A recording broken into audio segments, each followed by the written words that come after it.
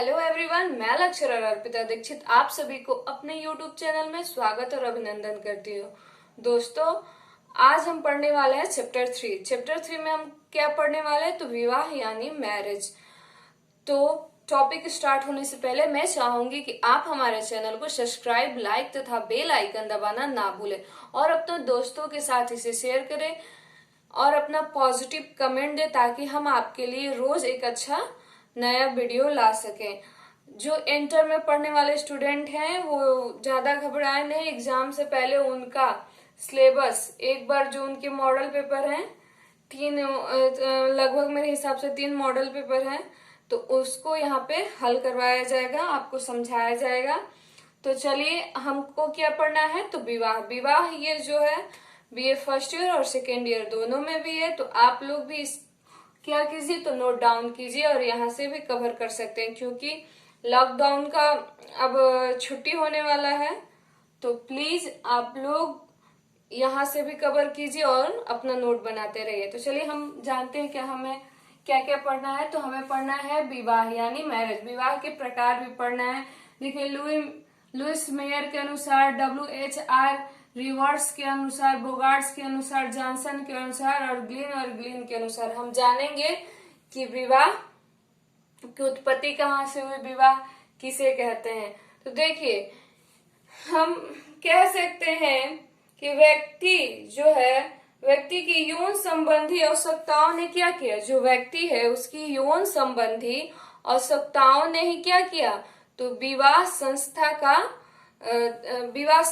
का क्या किया, जन्म हुआ।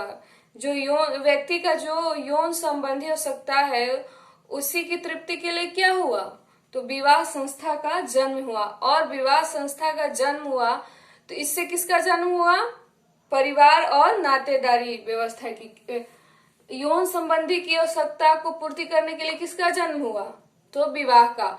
और जब विवाह का जन्म हुआ तो विवाह परिवार और नातेदारी जैसी संस्था को क्या किया, जन्म, इसके द्वारा क्या हुआ, तो जन्म हुआ। तो चलिए हम लोग पढ़ते हैं लुइस मेयर के अनुसार। सबसे हम पहले ये किसके अनुसार, तो लुइस मेयर से। विवाह स्त्री पुरुष का ऐसा योग है जिसमें जन्मा बच्चा, माता और पिता, जिसमें जन्मा बच्चा क्या होता है बताइए, तो माता और पिता की वैध संतान माना जाता है। वो क्या माना जाता है, तो वैध संतान माना जाता है। अब देखिए, जब एक स्त्री और पुरुष का विवाह होगा और उससे उत्पन्न होने वाले संतान को क्या माना जाएगा, वैध माना जाएगा। लेकिन वही विवाह नहीं हुआ रहता है और वो जो संतान उत्पन्न हो जाता है तो उसको क्या मानते हैं, अवैध मानते हैं। लेकिन जब विवाह के उपरांत जो संतान उत्पन्न होते हैं उसे क्या मानते हैं, वैध मानते हैं। तो ये कौन कहते हैं, तो लुइस मेयर। अब WH है, इनका भी कुछ कथन है। तो देखिए, जिन साधनों द्वारा मानव समाज यौन संबंधों का नियम करता है, जिन साधनों द्वारा जो मानव समाज क्या करता है, यौन संबंधों का नियम करता है, उसे ही क्या कहते हैं, तो उसे ही हम विवाह कहते हैं। उसे क्या कहते हैं हम, तो विवाह कहते हैं। अब बोगार्ट्स है, देखिए, विवाह स्त्री पुरुष का पारिवारिक जीवन में प्रवेश करने की संस्था है। विवाह क्या है, तो स्त्री पुरुष के पारिवारिक जीवन में प्रवेश करने की एक संस्था है। वो कौन कह रहा है, तो बोगार्ट्स कह रहे हैं। अब जॉनसन के अनुसार हम जानेंगे, किसके अनुसार हम जानेंगे, तो जॉनसन के अनुसार। देखिए, जॉनसन क्या कहते हैं कि विवाह द्वारा एक स्त्री व एक पुरुष को समुदाय में अपनी प्रतिष्ठा खोए बिना संतान उत्पन्न करने की सामाजिक स्वीकृति है। एक स्त्री और एक पुरुष की समाज में संतान उत्पन्न करने की क्या है, एक स्वीकृति है। ये स्वीकृति कौन देता है, तो विवाह देता है। ओके, अब किसको समझेंगे हम, ग्लिन के अनुसार। अब हम जो परिवार की परिभाषा है उसको किसके अनुसार समझेंगे, तो ग्लिन के अनुसार। देखिए, ये क्या कहते हैं, विवाह एक प्रजनन मूल परिवार की संस्थापना का समाज द्वारा स्वीकृति तरीका है।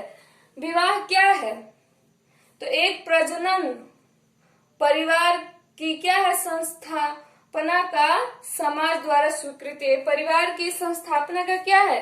समाज द्वारा स्वीकृति। अगर विवाह नहीं होगा तो परिवार नहीं बढ़ेगा, तो ये क्या है? तो समाज द्वारा स्वीकृति है। किसकी? तो परिवार की संस्थापना की। ओके, अब हम जानते हैं आगे। देखिए, इन्होंने स्पष्ट किया है कि विवाह समाज द्वारा स्वीकृति एक सामाजिक संस्था है। इन्होंने क्या किया कि विवाह एक समाज द्वारा स्वीकृति दी गई क्या है? तो संस्था है। कौन कहता है? तो ग्लीन एवं ग्लीन। और देखिए आगे क्या कहते हैं, यह दो विषम लिंग व्यक्तियों का यौन संबंध स्थापित करता है। ये क्या करता है? तो दो जो विषम लिंगी व्यक्ति हैं उनके द्वारा क्या होता है? यौन संबंध स्थापित करने का अधिकार प्रदान करते। कौन करता है? तो समाज करता है। कौन करता है? तो समाज करता है। अब देखिए, इसमें एक दूसरे के प्रति भावनात्मक लगाव, प्रतिस्पर्धा, देखभाल, सहायता, एक दूसरे का क्या? एक दूसरे को निरंतर सराहना देना सम्मिलित है। विवाह के पश्चात उत्पन्न जो संतान होता है वो क्या होता है? वो वैध माना जाता है, वो अवैध नहीं माना जाता। वो क्या माना जाता है?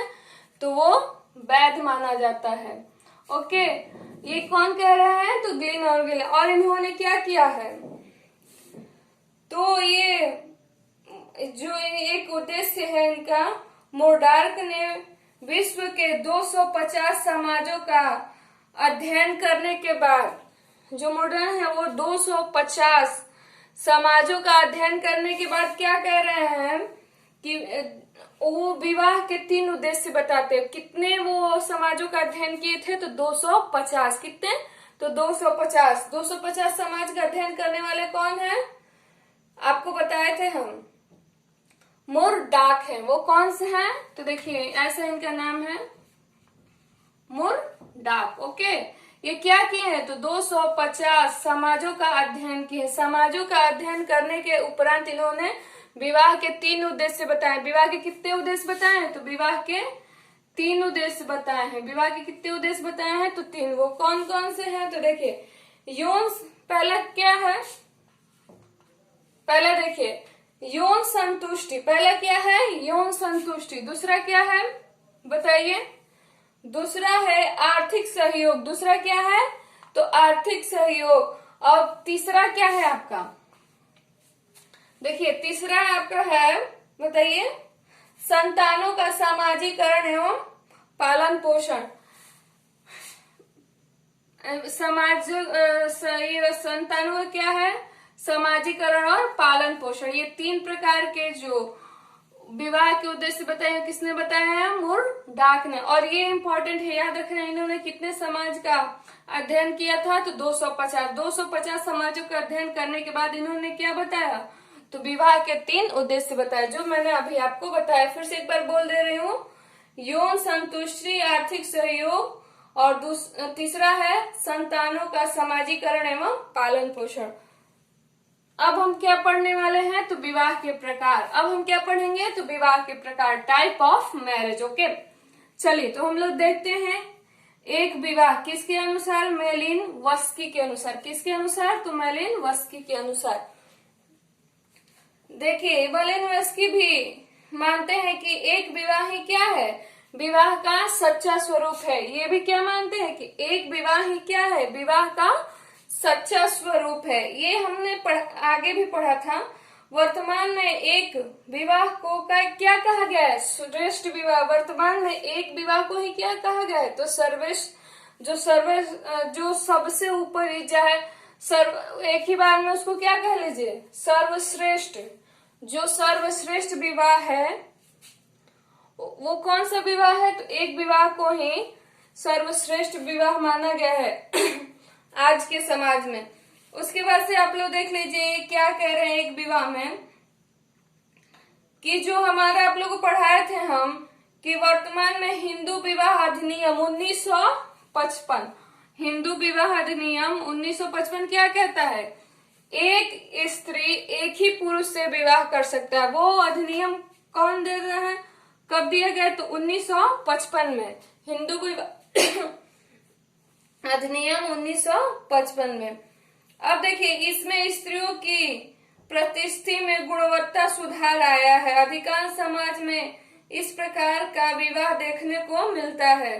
संथाल, मुंडा और हो, भील, उरावा आदि अधिकांश जनजातियों में क्या होता है, एक विवाह पाया जाता है। लेकिन ऐसे और कई जनजातियां हैं जिनमें बहुविवाह या बहुपत्नी या बहुपति विवाह पाया जाता है। लेकिन अभी हम लोग क्या पढ़ने वाले हैं, विवाह के प्रकार। तो एक विवाह के जो प्रकार है वो दो प्रकार के होते हैं, क्रमिक विवाह और एकल विवाह। क्रमिक विवाह में क्या होता है कि जब तक एक समय में क्या होता है, एक ही स्त्री या एक ही पुरुष से संबंध होता है। इसके मरनों जो विवाहिक जोड़ा है उसके एक दो दंपत्ति किससे होते हैं, कि स्त्री या पुरुष, तो दोनों में से किसी एक को छोड़ के चले जाए, उसके बाद वो दूसरा विवाह कर सकता है या उसकी मृत्यु हो जाती है, तो उसी को क्या कहते हैं, क्रमिक विवाह। लेकिन इसमें एक चीज है कि एक समय में एक ही स्त्री या पुरुष रख सकते, माने एक पत्नी है या एक पति। लेकिन अब इसका एक और स्वरूप है एकल विवाह। अब इसका एक क्या स्वरूप है, तो एकल विवाह। देखिए, केवल एक स्त्री का विवाह एक ही पुरुष से होता है। किसी एक की मृत्यु के बाद भी वह दूसरा विवाह नहीं करता है। ये ब्राह्मणों में लगभग पाया जाता था पहले। वो उच्च कुल के लोग विवाह नहीं करते, आज भी पाया जाता है, लेकिन इसमें अभी क्या है, ये कमी आई है। अब हम दूसरा क्या जानेंगे, बहुविवाह। बहुविवाह भी कितने, ये दो प्रकार का है। ये जो बहुविवाह है, बहुपत्नी विवाह और बहुपति विवाह। लेकिन हम सबसे पहले एक नंबर में किसको पढ़ेंगे, बहुपति विवाह। बहुपति विवाह के दो प्रकार हैं, का भातृक बहुपति विवाह और भातृक। इसमें क्या होता है भातृक में कि देखिए, बहुपति विवाह में क्या होता है कि एक स्त्री के कई पति होते हैं, एक ही स्त्री के कई पति होते हैं, और उन सारे जो पति हैं उनको वो स्त्री स्वीकार भी होती है। वो अपने मर्जी से ही एक स्त्री से वो सारे पति क्या करते हैं, विवाह करते हैं। इसमें क्या होता है भातृक बहुपति विवाह में कि इसमें जो सारे पति होते हैं एक स्त्री के, वो क्या होते हैं, आपस में भाई होते हैं। सारे लोग क्या होते हैं, तो आपस में भाई होते हैं। अभातृक में क्या होता है, इसमें कोई आवश्यक नहीं है कि इसमें जो सारे स्त्री के पति हैं वो आपस में भाई हो, वो अलग भी हो सकते हैं, ठीक है। लेकिन ये जरूरी है इसमें जानना कि कौन कौन सी जनजाति में पाया जाता है।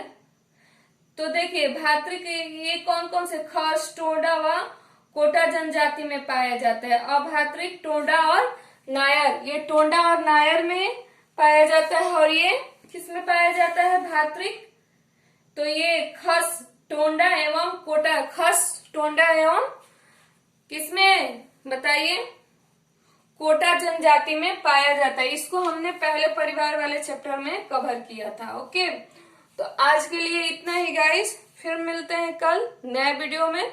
अब विवाह के प्रकार में हमें बहुत कुछ बताना बाकी है, तो आई होप आप लोग इसको नोट डाउन कर रहे होंगे। अगर नहीं कर रहे हैं तुरंत कीजिए, क्योंकि बहुत जरूरी। इनका नाम लिख लीजिए और विवाह के प्रकार लिख लीजिए, जो कि दो प्रकार के मैंने बताया ना, एक विवाही और बहुविवाही।